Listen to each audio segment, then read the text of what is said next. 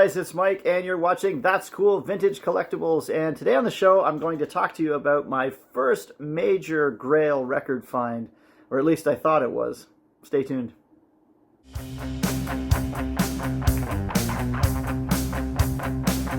So in the spring of 2004 I set off on an adventure of a lifetime and started to tour the Mediterranean, and I started in Palma, Majorca, and then went to North Africa, and then on to Italy, and saw all the great cities of Italy, like Rome and Pisa and Florence, and then moved on to the south of France, eventually ending up in Barcelona, Spain. And it was in Barcelona where I was at a great big outdoor market known as the Ramblas, and it's a mile-long market that goes right through the heart of the city. And it's great. There's all kinds of stuff. You know, it's just a feast for the senses. There's everything from food and seafood and things like that, as well as live chickens and goats and all that. And then you have artisans and handmade material, and then there's like antiques and vintage items, and this was really before I was into anything besides records, but I was a record collector at this point.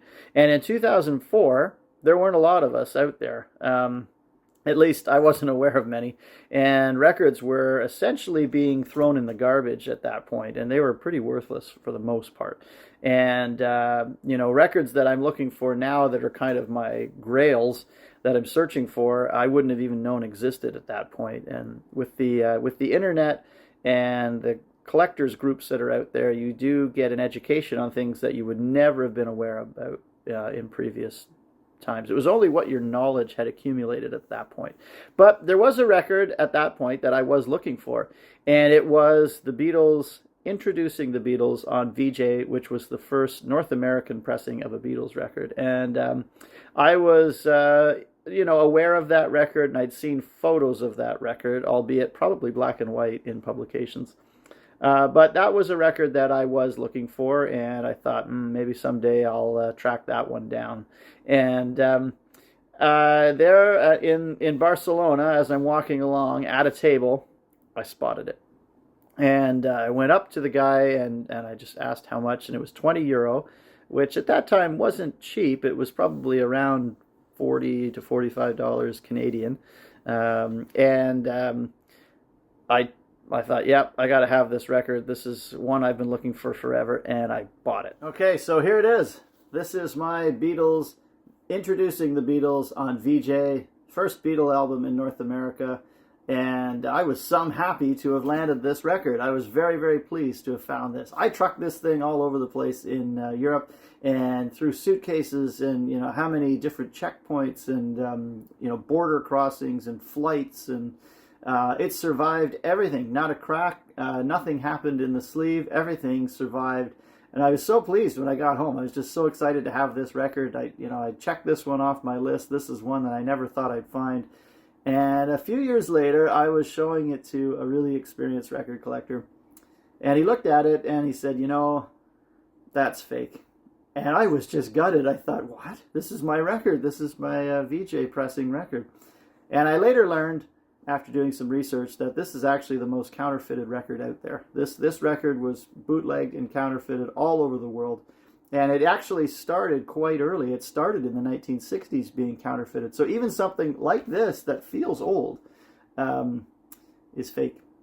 So let's talk a little bit about this pressing. So the Vee Jay record label, this was not a fly-by-night record company that nobody'd heard of. This was a record company that was initially started by a couple that owned a record store, and their initials were V and J, and they formed their own label to basically promote and release black artists in the Chicago area.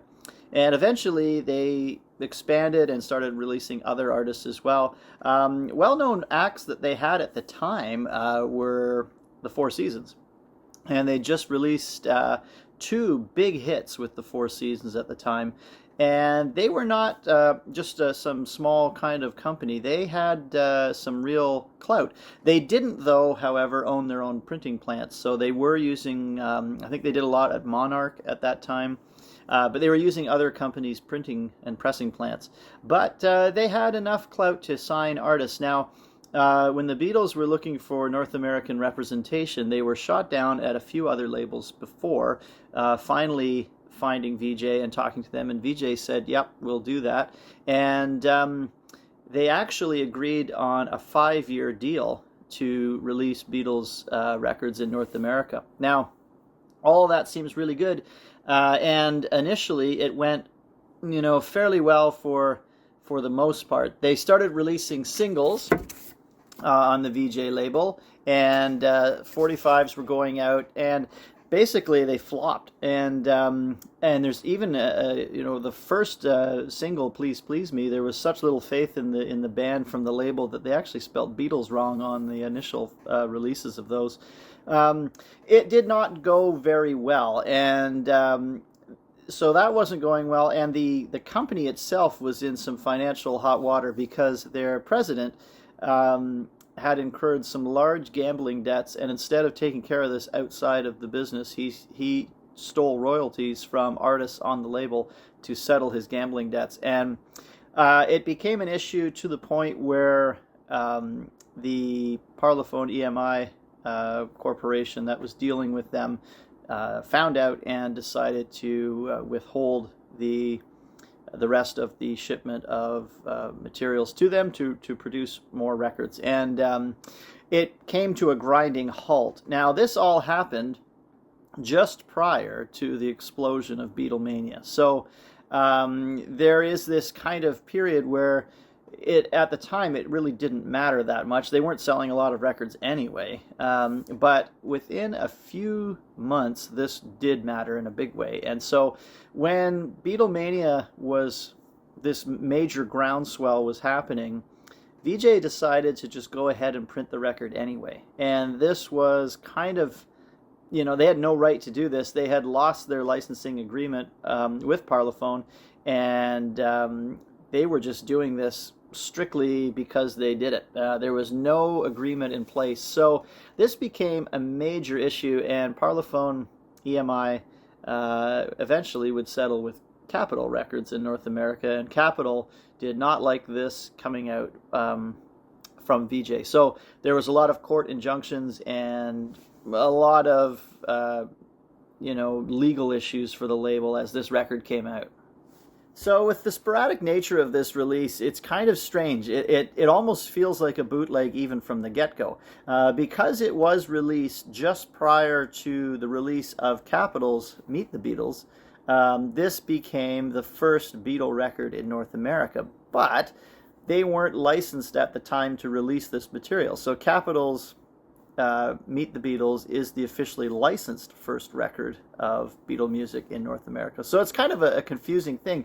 Add to that all of these court order stoppages would create some alternate colors to the pressings. Some have darker images than others. Sometimes the logos on the Vee Jay label are changed. Some are stereo, some are mono.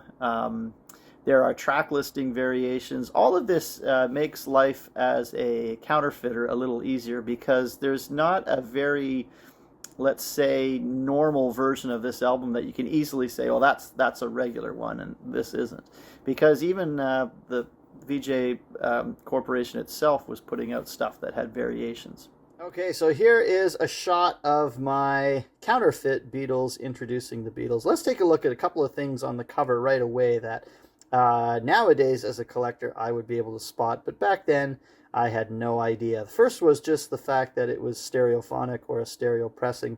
They did make a stereo run of these, but not very many of them, and it is quite rare. And the chances of you finding a stereo pressing is actually pretty slim. So right there, that should have been a telltale sign for me to say, that's not quite right. As well as the band across the top is actually a little large on this one now, I've learned. It should have been a little smaller. The other thing is just the overall quality of the image.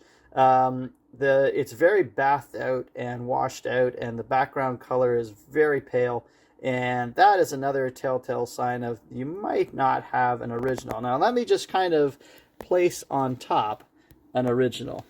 This is right, and you can see already the color is way different on the two.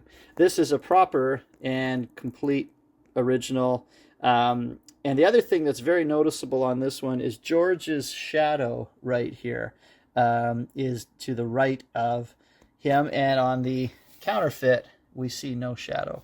A couple of little small things, but an easier way of helping you kind of figure out which is an original and which is not. Look at this one inside on the label. You can see that the rainbow swirl that goes around the outside of this, by the time you hit where it should be purple, is kind of just a gray and almost black as it goes back into the green. And if we look at the label as well, the actual Vee Jay label is a little large on this one.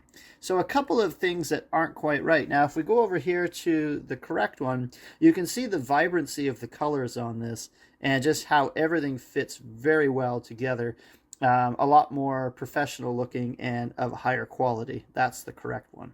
Well, as you can see, I did eventually get the right one and end up with an original one of these and a proper one. There are, as I say, lots of variations of real ones as well, so you have to really do your homework. Matrix numbers help a lot. And now that we have places like Discogs to check this sort of thing out, it's a little easier to sort of know what you have and if you've got the real thing. The backs were very plain, and they're just kind of an early statement of a band that nobody really knew what it would become at this point, but they sure did have an impact on music. So there you go. Some people have asked me why I bothered to keep this being a fake, but you know, it was such a thing for me to get at the time, and that thrill of finding something that you really didn't know even hardly existed at that point. You just heard of it. That was such a cool experience. And then the whole, being overseas to get it and everything else, I was so thrilled to find it. But nowadays that seems easier and different, and I can sit in my living room and ship it to myself from wherever now. But back then it was a different story, and this record has great significance for me as a collector, even though it's fake and not the right one. So there you go. That is my Introducing the Beatles on Vee Jay. And Vee Jay Records is a cool label, and they have a lot of great acts on there, a lot of great blues artists. John Lee Hooker recorded it with Vee Jay. Lots of cool stuff to check out there, and I think I'll do a more in-depth episode coming up on that label just on its own, because it's very interesting. But that is the story of my Beatle Counterfeit, Introducing the Beatles on Vee Jay, and I hope you enjoyed that.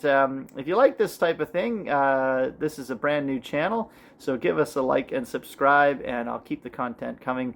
And it's all about records and rock and roll memorabilia, instruments, sports memorabilia, pop culture, antiques, and kind of anything vintage that I like to collect. So if you like that type of thing, stay tuned for more, and we'll see you next time. Keep on collecting.